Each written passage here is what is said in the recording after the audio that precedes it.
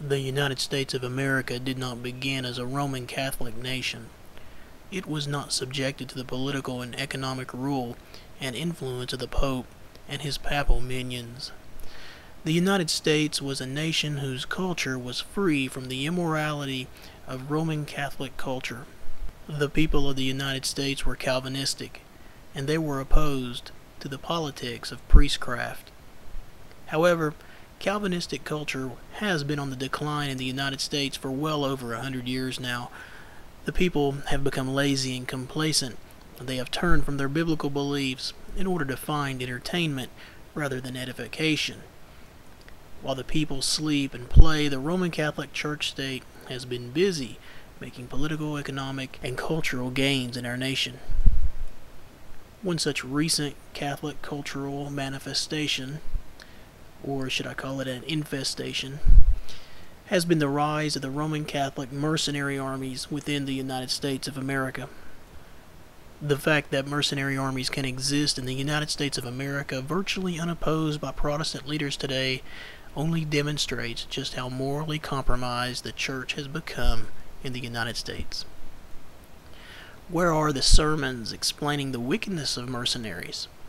We see books written by liberals, such as Naomi Wolf and Jeremy Scahill, condemning the idea of mercenary armies. But where are the books written by our so-called Protestant church leaders? Books that morally condemn the idea of a mercenary army.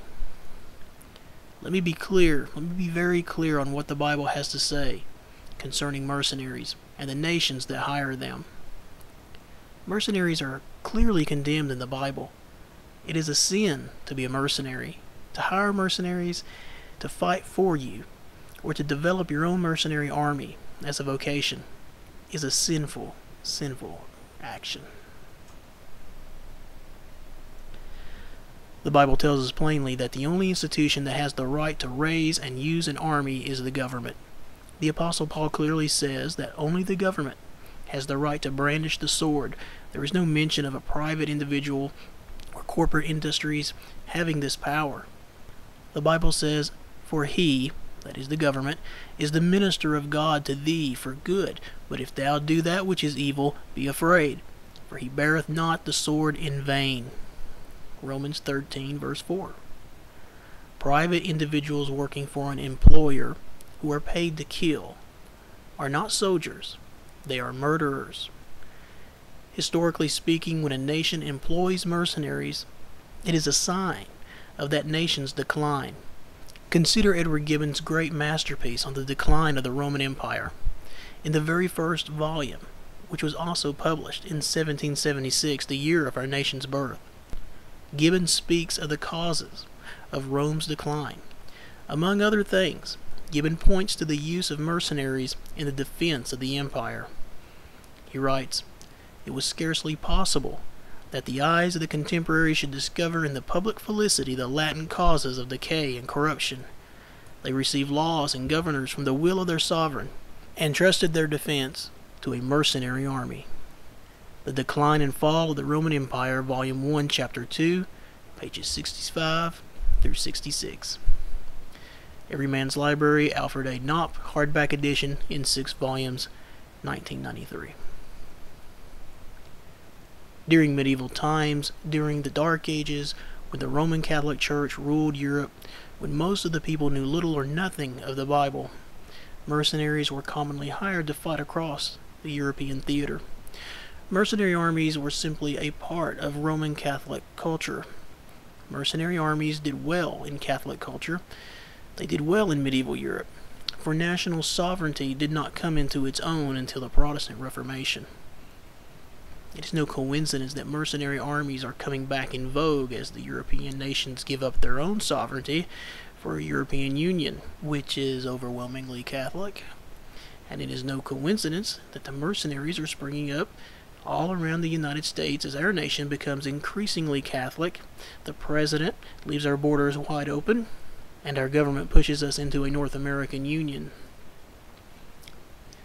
It is no secret that the mercenary armies are a threat to civil liberties and national sovereignty. Even Jeremy Scahill discusses the danger of using mercenary outfits like Blackwater as an alternative to civilian law enforcement in his book titled Blackwater, The Rise of the World's Most Powerful Mercenary Army. Discussing Blackwater's deployment in New Orleans during the disaster of Hurricane Katrina, he writes, "But critics saw the deployment of Blackwater's forces domestically as a dangerous precedent that could undermine U.S. democracy.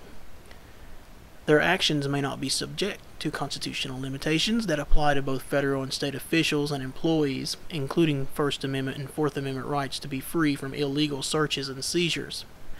Unlike police officers, they are not trained in protecting constitutional rights," said CCR's Ratner.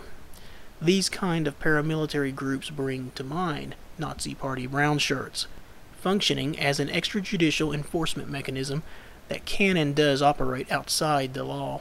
The use of these paramilitary groups is an extremely dangerous threat to our rights. Blackwater, The Rise of the World's Most Powerful Mercenary Army, Chapter 17, page 332. Our founding fathers had to fight against German mercenaries in our struggle for independence. Hessian mercenaries were hired and used by Great Britain in the Revolutionary War. Why? Because it can be difficult to get one group of people to kill and subdue another group of people who not only share a similar language, but also a similar, and in many cases, an identical culture. But the foreign mercenary has little or no ties, and is more inclined to be ruthless towards a people who have a different language and culture. This is why King George III used them against the founding fathers of our country during the Revolutionary War. Notice again that the role of the mercenary is often linked to domestic crowd control, civil uprisings, and political unrest. Let's look at a quote from liberal historian David McCullough. Now, I use him because I believe that he represents the worst of the modern revisionary historians today.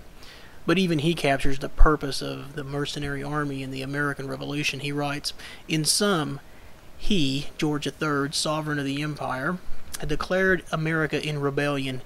He had confirmed that he was committing land and sea forces, as well as unnamed foreign mercenaries, sufficient to put an end to the rebellion, and he had denounced the leaders of the uprising for having American independence as their true objective." 1776, Part 1, Chapter 1, page 12.